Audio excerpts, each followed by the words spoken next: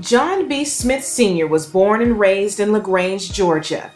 He spent 53 years at the Atlanta Inquirer in Atlanta, Georgia, where he served as publisher and chief executive officer of the newspaper. The Atlanta Inquirer has impacted Atlanta with its historic local news and national events for 5 decades. It has been a source for news and information to the state of Georgia and the United States. The award-winning publication has served as a purveyor of significant African American history. Smith has helped to organize several social and civic organizations for a better life for Atlanta citizens.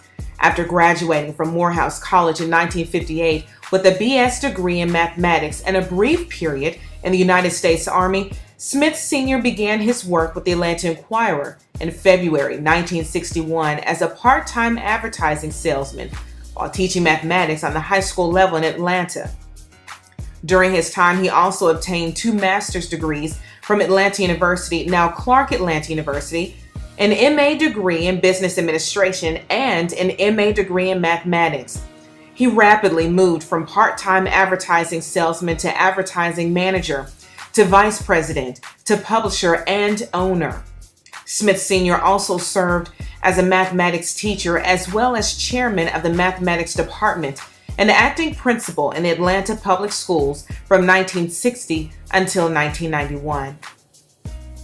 During his tenure as publisher of the Inquirer, the paper has impacted Atlanta with its historic local news and national events. It has been a source for news and information to the state of Georgia and the United States. The award-winning publication has also served as a purveyor of significant African American history. His commitment to the city of Atlanta and its Black community is unyielding. He believes the paper will be relevant for as long as there is disparity among people and racism still exists in our society.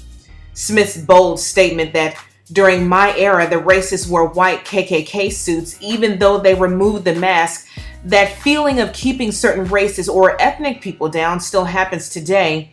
Now the racists have become judges and solicitors, is still illustrative of his ideology and purpose. Smith's desire for perfection and knowledge of salesmanship has made him decidedly effective in the field of marketing. He has represented Inquirer at the Atlanta Chamber of Commerce and the first business group of the Community Relations Commission. He was a charter member of a couple of churches in Atlanta. He is also an active lifetime member of Omega Psi Phi fraternity and a 32-degree member of Prince Hall Masons. To seek out the truth and report it without fear or favor has been the guiding principle for the Atlanta Inquirer since 1960. Under Smith's leadership, the paper has continued in that vein.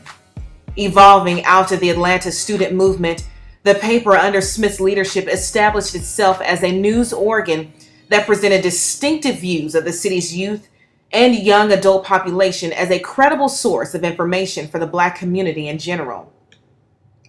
After covering such historic events as the erection of Peyton Wall, which was built by then Atlanta Mayor Ivan Allen to block the movement of Black residents into what was then an all-white community, the 1973 election of Maynard Jackson as the first Black mayor of a southern city, the Atlanta child murder cases, and the 1996 Centennial Summer Olympics Games, Smith said, quote, "The Atlanta Inquirer is forever committed to serving the people and communities by pleading our own cause, by highlighting injustice anywhere for all's benefits, while advocating for the rise like the phoenix of present and future generations to promote goodwill and brotherhood toward a utopian society."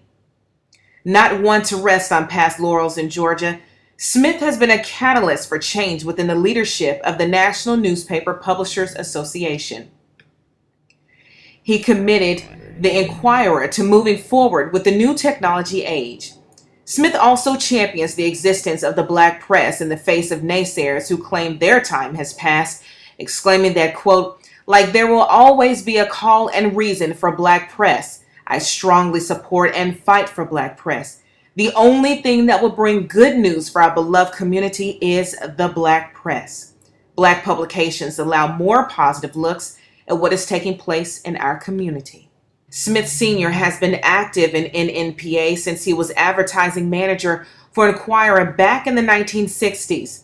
He served as chairman of NNPA from 2005 until 2009 and also the first vice chairman of the NNPA, known as the Black Press of America.